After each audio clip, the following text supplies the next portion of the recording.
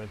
Now to a Fox 16 Investigates update. A Pulaski County Circuit Court orders the former owners of a Little Rock apartment complex with a long history to pay the state more than $11 million. The Big Country Chateau hit with more than 5,000 violations of the Arkansas Deceptive Trade Practices Act. Our Madison Gaffner spoke with the Attorney General Tim Griffin about today's announcement. She joins us now live in studio. And Madison, these owners barely paid the utilities for the tenants when they were open. The big question tonight is, how are they going to be able to pay $11 million?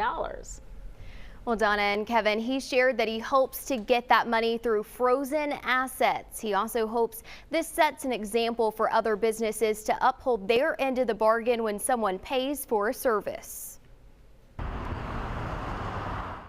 I was faced with a situation where an apartment complex, Big Country Chateau, had been in the news. Arkansas Attorney General Tim Griffin shares when he took office in 2023, he was immediately faced with the situation of a New Jersey-owned Little Rock, Arkansas apartment complex called the Big Country Chateau.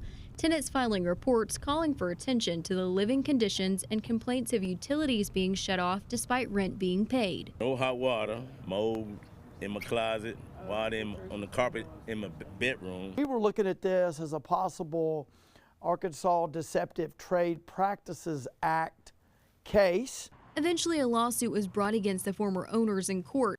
They found 5,110 separate violations were committed. That basically says, look, someone promises something, but they're deceptive, they don't deliver, they're intentionally not delivering. Following a 2-year fight with the owners not showing up to court, a step was made for progress. That step was a receivership. That's basically where the court appoints someone to manage the affairs of the company instead of the owners. That independent party assisting renters determining the state of the complex and helping sell the property. But the fight for people's rights didn't stop there. But we kept going to hold the owners of Big Country Chateau accountable. Thursday, Griffin announced the Pulaski County Circuit Court ordered the former owners to pay over $11 million in civil penalties. But now lies the question. Is there any money? Where do we get the money? Well, that was part of why we had this put in receivership and had the assets frozen early on.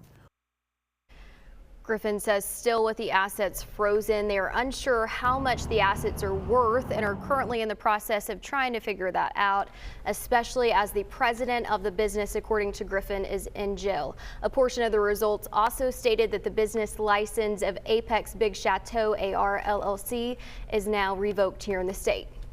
Wow. I'm sure a lot of the folks who lived there during that time and had to endure all of that, they're asking this question that I'm about to ask you. If the state should collect that $11 million, where specifically will it go? If they're able to find that $11 million somewhere within these frozen assets or in other parts, that money will go towards the state, not to those previous. I did drive by there earlier today in that complex. Yeah. Even though it's now owned by new ownership, there's still no one living there. Okay. All right. Madison, thank you. Thank you very much.